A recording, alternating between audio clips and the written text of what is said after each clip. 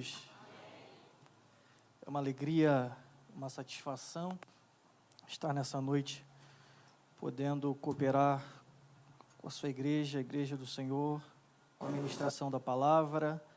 E eu quero, desde já, agradecer aos nossos pastores, nosso pastor Eliseu Menezes, pastor Marcos Filho, nossa liderança pela confiança de sempre e por nos conceder a oportunidade mais uma vez de fazer uso da sua santa palavra nesta santa tribuna. E já aproveitando que você se encontra em pé, eu quero compartilhar um texto sagrado com você que se encontra no livro de Juízes. Livro de Juízes, capítulo de número 15, versículo de número 14. Livro de Juízes, capítulo de número 15, a partir do versículo 14, nós leremos até o versículo de número 19. Juízes 15, a partir do versículo 14 ao 19, e se você encontrou o texto sagrado, como de praxe, repita: eu achei. E vindo ele, esse ele aqui é Sansão, e vindo ele a Leí, os filisteus lhe saíram ao encontro jubilando, porém o Espírito do Senhor poderosamente se apossou dele, e as cordas que ele tinha nos braços se tornaram como fios de linho que se queimaram no fogo, e as suas amarraduras se desfizeram das suas mãos. E achou uma queixada fresca de um jumento, e estendeu a sua mão e tomou-a e feriu com ela 1000 homens. Então disse Sansão: com uma queixada de jumento, montões sobre montões, com uma queixada de jumento, feri 1000 homens. E aconteceu que, acabando ele de falar, lançou a queixada da sua mão e chamou aquele lugar Ramate-Leí.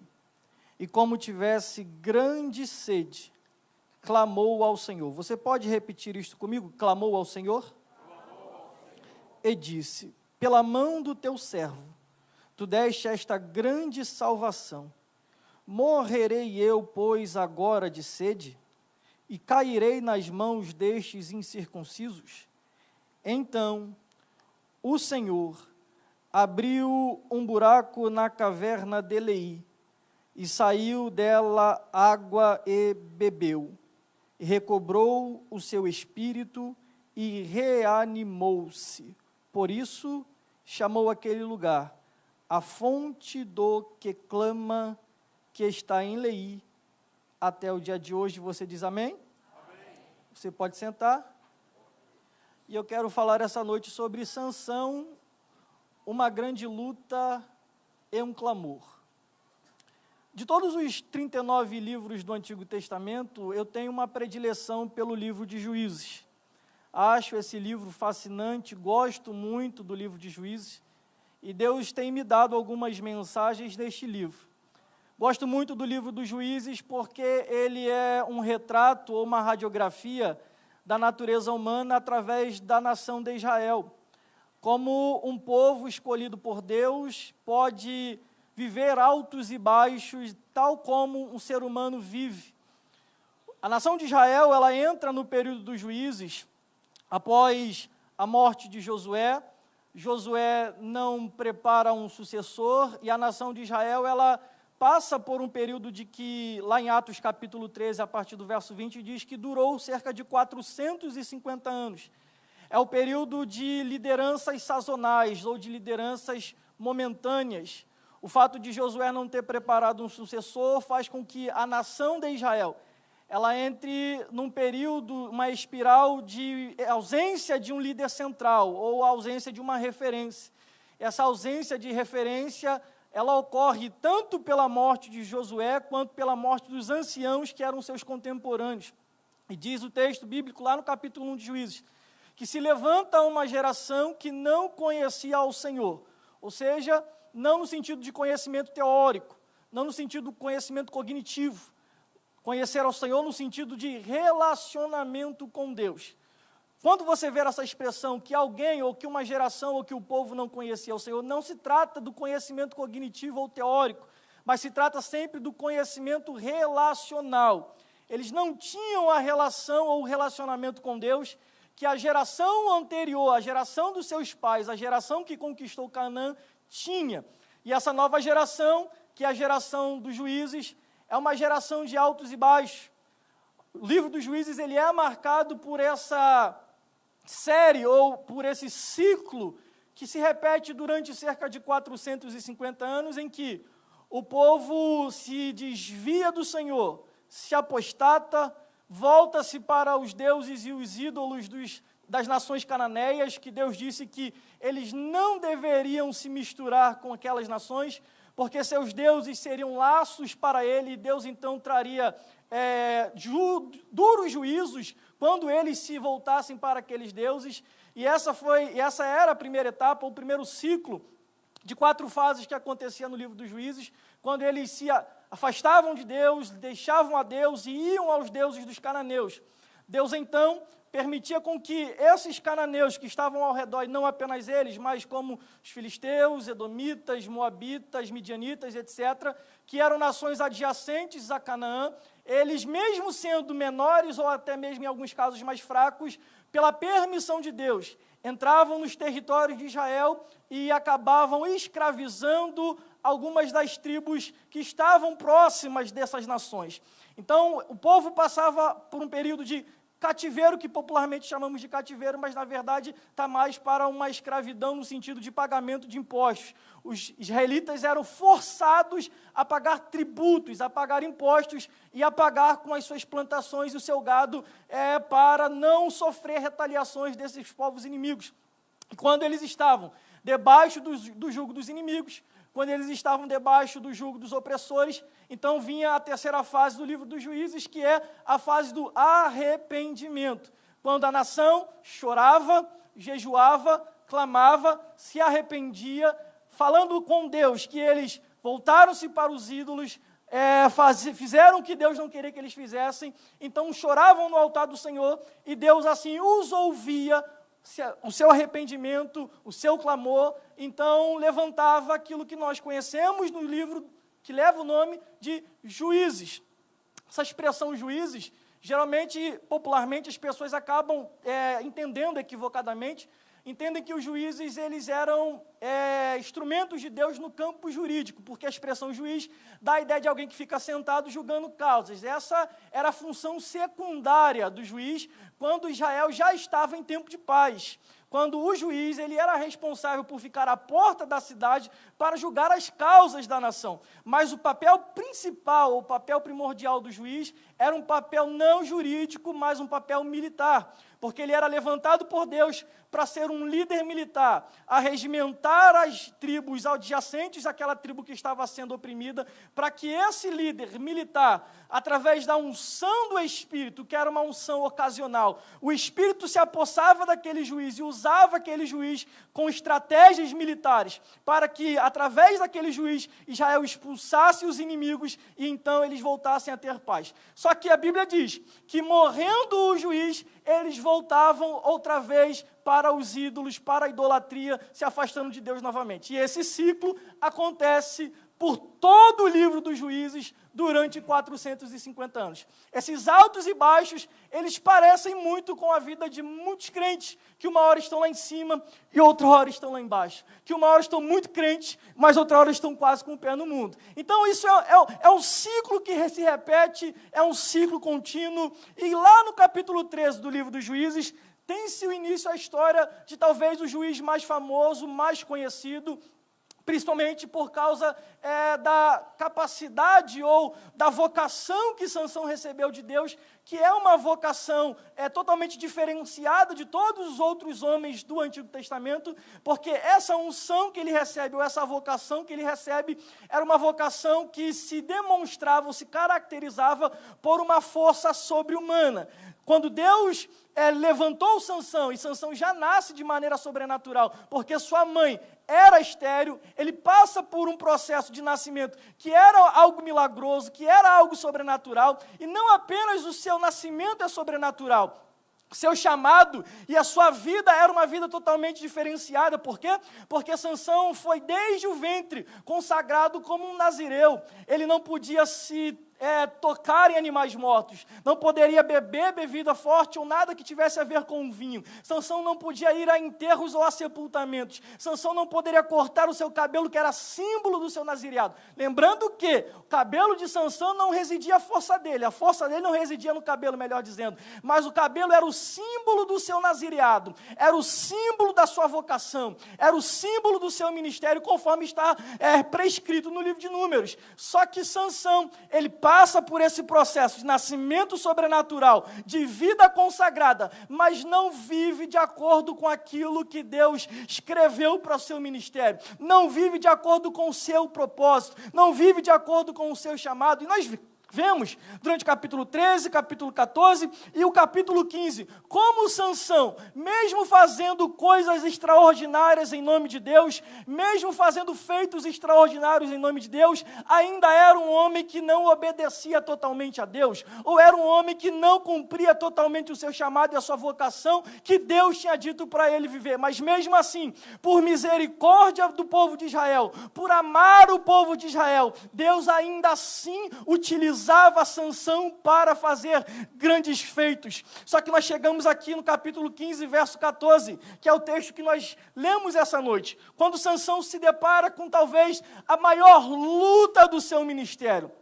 Durante todo o capítulo 13, 14 e 15, o escritor sagrado vem mostrando paulatinamente os desafios da vida de Sansão, ou os embates que Sansão teve. Primeiro ele mostra que Sansão matou um leão, depois ele diz que Sansão matou 30 homens em Asquelon, depois ele colocou fogo na seara dos filisteus, pegando 300 raposas, e colocando fogo na seara dos filisteus, juntando essas 300, cada, fazendo um total de 150 grupos de raposas, lançando elas com fogo, para queimar a seara dos filisteus. Perceba que ele vem mostrando o quê? Paulatinamente os desafios de Sansão crescendo. Primeiro um leão, depois 30 homens, depois 300 raposas, depois 1000 homens. Sansão se encontra na cidade de Leí e vem uma caravana de 1000 homens, 1000 filisteus para tentar parar Sansão. Porque os filisteus e os israelitas viviam nesse embate, nessa briga territorial, porque eram os filisteus tentando tomar território de Israel, e era Israel se defendendo e também tentando tomar o território dos israelitas. E a promessa de Deus na vida de Sansão era que Sansão livraria Israel do jugo dos filisteus.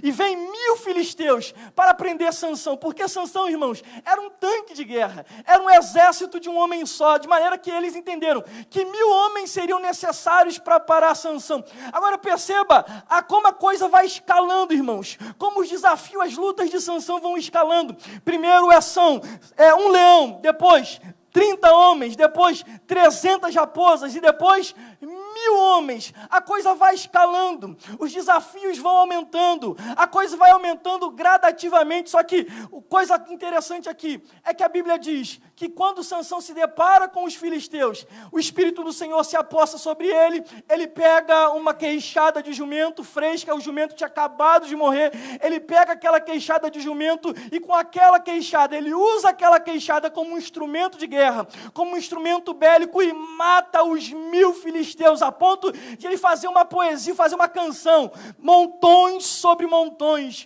com essa queixada eu feri 1000 homens. Agora o interessante é que após a luta, que após o combate, que após a guerra, que após o enfrentamento com esses 1000 homens, o texto diz que Sansão ficou tão exaurido, que Sansão ficou tão cansado, que Sansão ficou tão fraco, que Sansão ficou tão sem forças, que ele diz o texto, que ele pensou que ia morrer, que ele pensou que ia morrer, que ele pensou que ia morrer. Aí agora acontece o maior milagre desse texto. O maior milagre desse texto, gente, não é Sansão matar 1000 homens. O maior milagre desse texto é que, quando Sansão se vê sem forças, cansado, pensando que vai morrer, ele coloca os seus joelhos no chão, e a Bíblia diz, e clamou Sansão ao Senhor.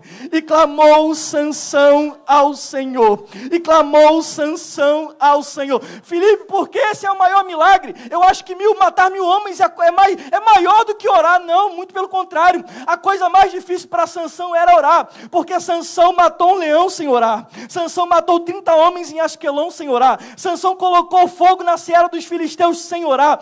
Tudo que Sansão fazia, ele não orava. Ele não dobrava os seus joelhos, ele não tinha uma vida consagrada, e Deus foi aumentando a luta na vida de Sansão, e Deus foi fazendo a coisa escalar, e Deus foi fazendo a coisa ficar cada vez mais, gradativamente, mais complicada, ao ponto de quando 1000 homens virem contra ele, Sansão ficar tão fraco, Sansão ficar tão exaurido, Sansão ficar tão sem forças, que ele não viu alternativa, Léo, ele não teve escapatória, ele falou, se eu não colocar o meu joelho no chão, e se eu não orar, eu vou morrer. Então ele faz o quê? Clamou Sansão, clamou Sansão, clamou Sansão. Filipe, aonde você está querendo chegar é simples, é que a luta contra 1000 filisteus foi o que levou Sansão a orar. Sansão era um homem que não orava, Sansão era um homem que não tinha uma vida no altar,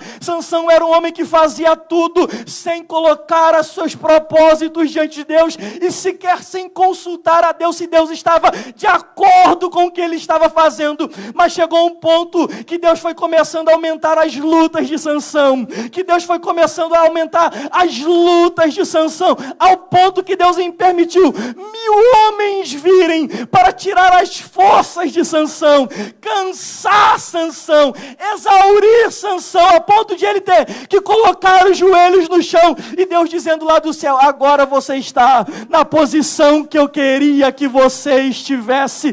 Filipe, eu não estou entendendo, é simples, Deus está permitindo a luta escalar na sua vida, Deus está permitindo a luta gradativamente aumentar, porque até agora você não entendeu que Ele te quer com o joelho no chão, que Ele quer você orando, que Ele quer você com a vida consagrada. Então Ele vai permitindo a luta gradativamente aumentar. Ele permite teu pneu furar, teu carro quebrar, Ele permite teu gerente te perseguir, Ele permite o teu patrão te tratar mal, Ele permite vir um vizinho novo colocando o som alto todo dia para te perturbar. Ele começa a permitir algumas coisas começarem a acontecer e a luta escalar. Por quê? Porque quando a luta é pequena, você não ora. Quando a luta é pequena, você não clama. Quando a luta é pequena, você não dobra o joelho. Então Deus permite escalar.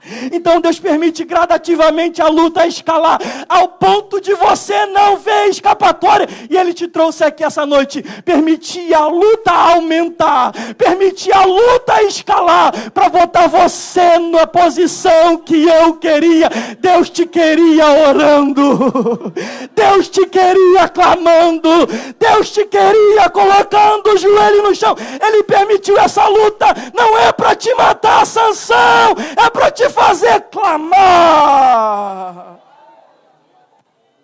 E se tem uma coisa que Deus sabe, irmã Miradi, é nos colocar de joelhos. E se tem uma coisa que Deus sabe fazer, é quebrar as nossas pernas e colocar a gente de joelho. Então Ele permite a guerra vir para você clamar. Deus permitiu a luta se levantar contra Sansão, para botar Sansão de joelhos, para fazer Sansão clamar. E o texto diz que Sansão clamou. E o versículo 19 diz: então o Senhor abriu um buraco, ou uma cavidade, na caverna de Leí, e saiu dela água e bebeu. Irmãos, essa oração de Sansão é a primeira oração que ele faz. Capítulo 13 ele não ora, 14 ele não ora, aqui até o início do capítulo 15 ele não ora. Aqui ele orou, mas eu acho interessante a oração de Sansão, que a oração de Sansão é uma oração mistura de desespero com revolta. Parece com a gente orando de vez em quando. Porque qual é a oração de Sansão? É uma mistura de desespero com derrota. Desespero porque ele pensa que vai morrer. Revolta porque ele diz: Senhor, o Senhor deu um grande livramento de Israel, agora eu vou morrer?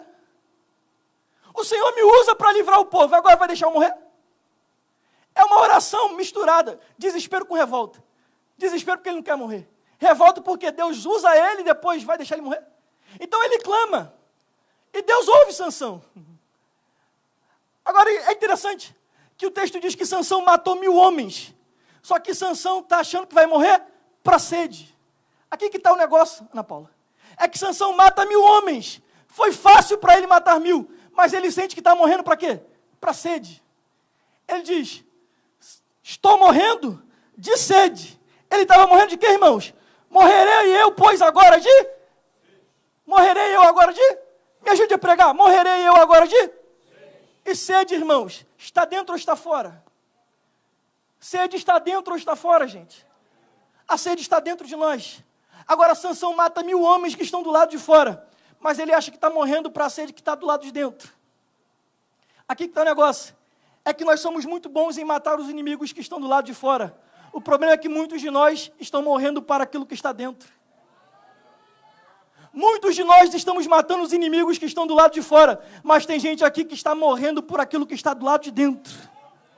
Você é um excelente vendedor, você mata os leões lá que estão lá fora, você mata os desafios que estão lá fora, você mata os desafios que estão do lado de fora. Você é um excelente vendedor, você é um excelente médico, você é um excelente advogado, você é uma excelente dona de casa, você é uma excelente mãe, você é um excelente pai, você é um excelente empresário. Tudo que vem na sua mão você faz, tudo que vem na sua mão você é competente para fazer, você é ótimo de resolver problema, você resolve todos os BOs, você vence todos os inimigos. O problema não são os inimigos que você enfrenta do lado de fora. O problema é que você está perdendo para aquilo que está dentro de você. Você não está perdendo para aquilo que está fora. Você está perdendo para aquilo que está dentro. Você está perdendo para os sentimentos que estão dentro de você. Você está perdendo para a mágoa que está dentro de você. Você está perdendo para os conflitos que estão dentro de você. Você está perdendo para a depressão que está dentro de você.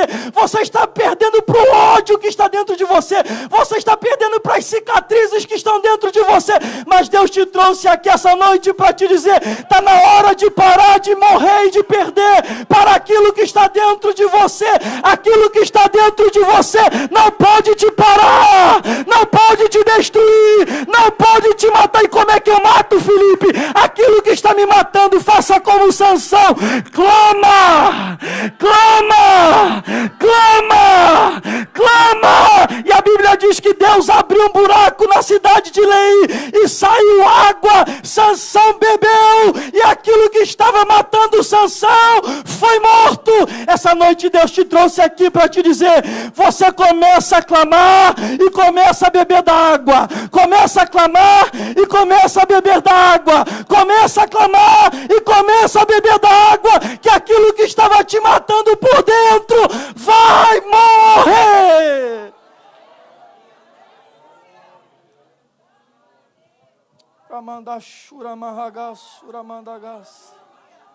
Os nossos piores inimigos não estão do lado de fora. Os nossos piores inimigos estão do lado de dentro. São os nossos conflitos, são os nossos traumas, são as nossas angústias, são as nossas dores, são as nossos problemas internos, são as nossas frustrações, são as nossas decepções, são os nossos medos, são as nossas inconstâncias. Aquilo que está dentro está paralisando você, aquilo que está dentro de você está minando você, aquilo que está dentro de você está tentando matar você, mas não vai matar você, não vai destruir você, não vai mais paralisar você, porque um clamor, se Sansão desconcertado clamou e Deus ouviu, imagine uma igreja que está orando, jejuando em vida consagrada. Se Deus ouviu Sansão desconcertado, vai ouvir o teu clamor essa noite.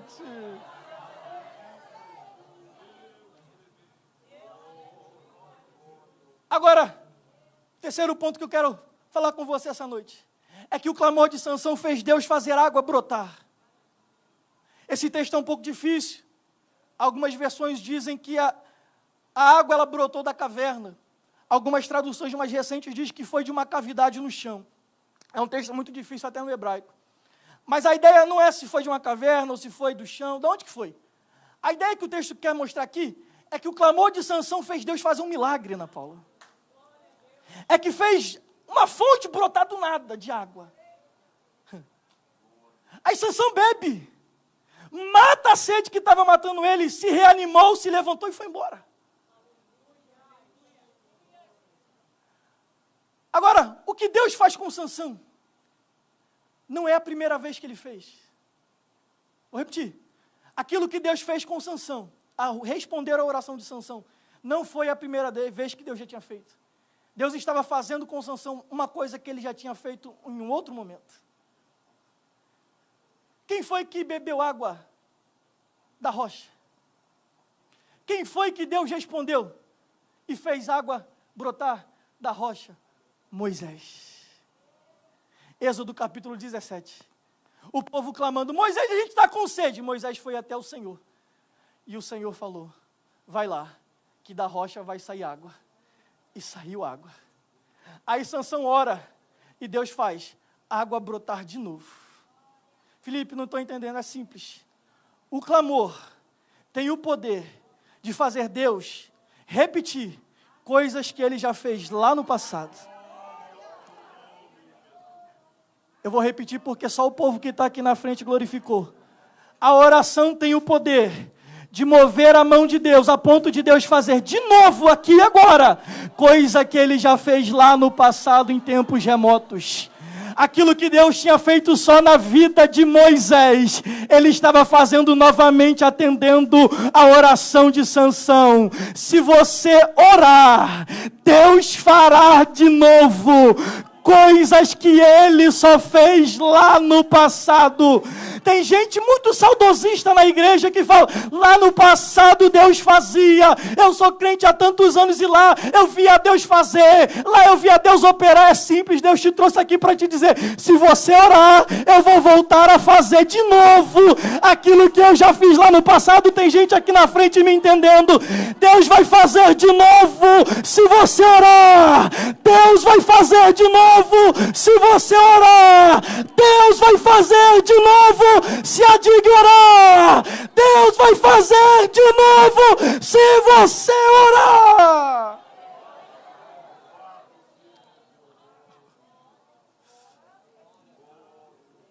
Me ajude a pregar. E eu só vou fazer isso agora. Fale com essa pessoa perto de você e diga, se você orar, Deus vai fazer de novo aquilo que Ele fez lá atrás. O Deus que operou lá atrás é o mesmo Deus que pode operar agora, porque Ele é o mesmo ontem, hoje e eternamente. O mesmo Deus que era o Deus de Moisés, era o Deus de Sansão, é o nosso Deus. Ele está dizendo hoje aqui para você, se você clamar, eu vou fazer de novo aquilo que eu fiz lá atrás. Aí o texto diz,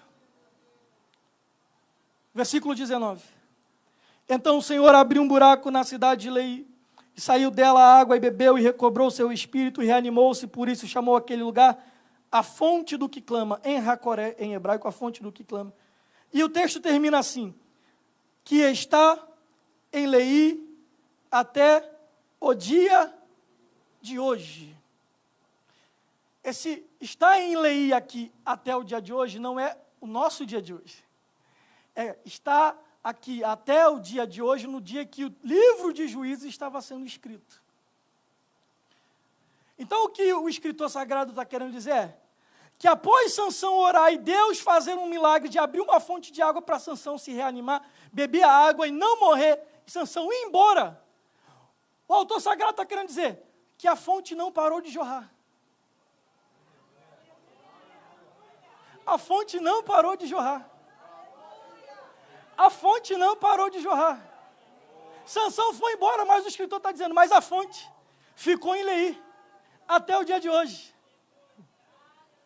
Deus abriu uma fonte para Sansão, mas quando Sansão foi embora, quem foi que ficou bebendo da água? Quem morava em Lei. Ah, você podia ter dado um glória. Por causa do clamor de Sansão, a cidade de Lei foi abençoada com uma fonte. Por causa de você, Deus é poderoso para abençoar uma cidade inteira. Por causa de você, Deus é poderoso para abençoar uma empresa inteira. Por causa de você, Deus vai abençoar a sua rua. Por causa de você, Deus vai abençoar a sua casa. Por causa de você, Deus abençoará a sua família. Por causa de nós, Deus abençoará a ilha do governador. Por causa de um povo que está orando, Deus é poderoso para abençoar uma cidade inteira. Por causa de você. A tua família nem merecia, teu marido nem merecia, os teus filhos nem merecia, a tua empresa talvez nem merecia, mas por causa de você, do teu clamor, da tua vida e para te honrar, pessoas serão abençoadas por causa da tua oração. Palma da mão assim para receber e agora eu encerro. Palma da mão assim para receber, aqui eu encerro.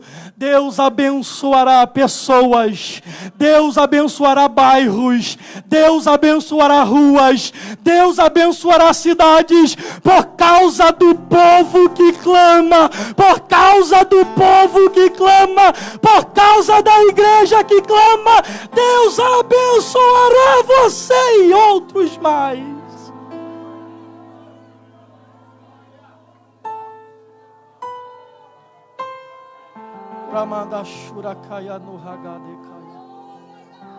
Tem uma lei que será abençoada por você, Sansão.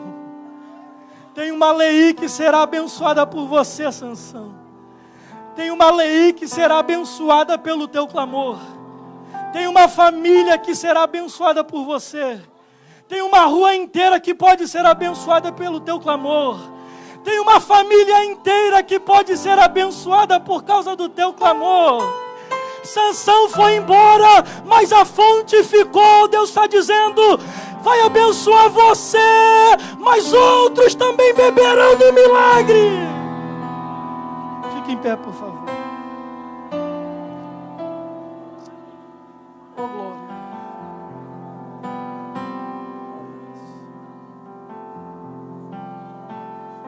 Eu estou sentindo uma presença de Deus aqui.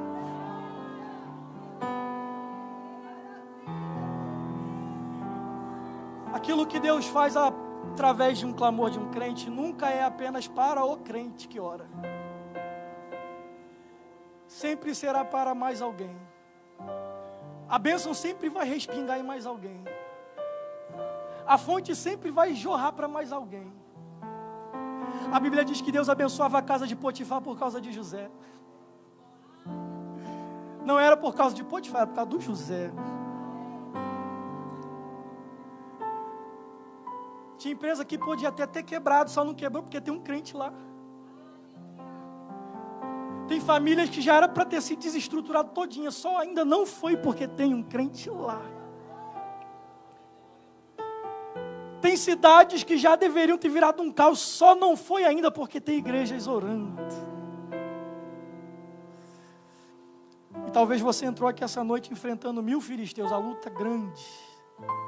Uma luta tremenda, e se perguntando, meu Deus, por que a luta só aumenta? Não diminui, só aumenta.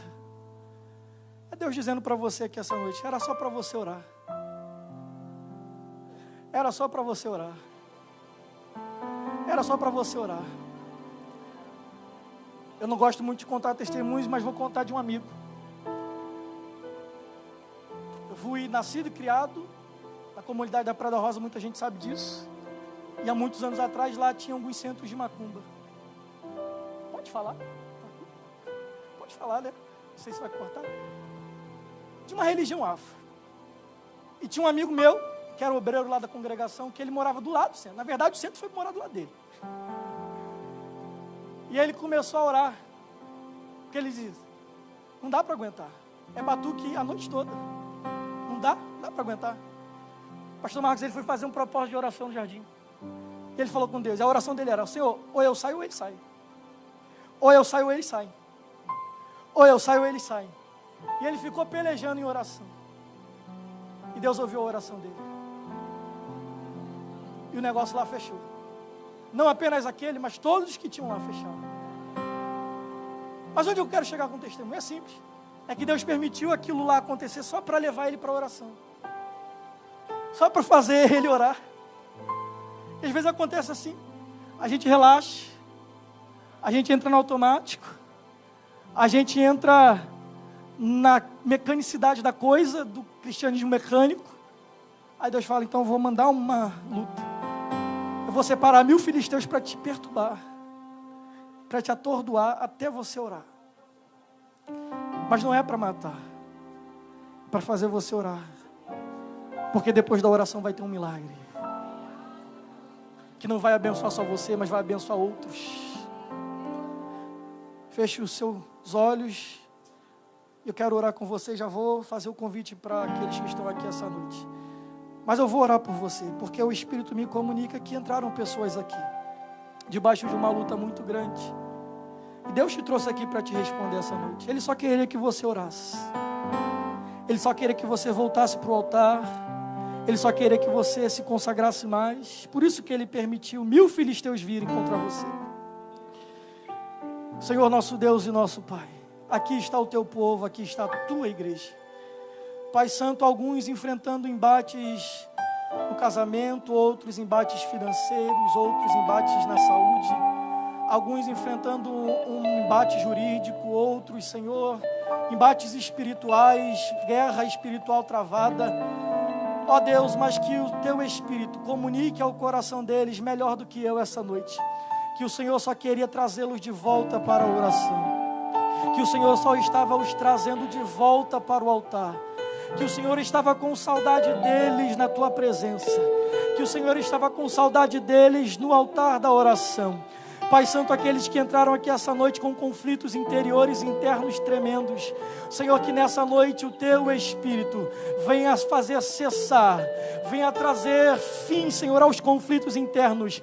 Aquilo que está matando eles por dentro, venha nessa noite ter fim, dar cabo para a glória do Teu nome, em nome de Jesus.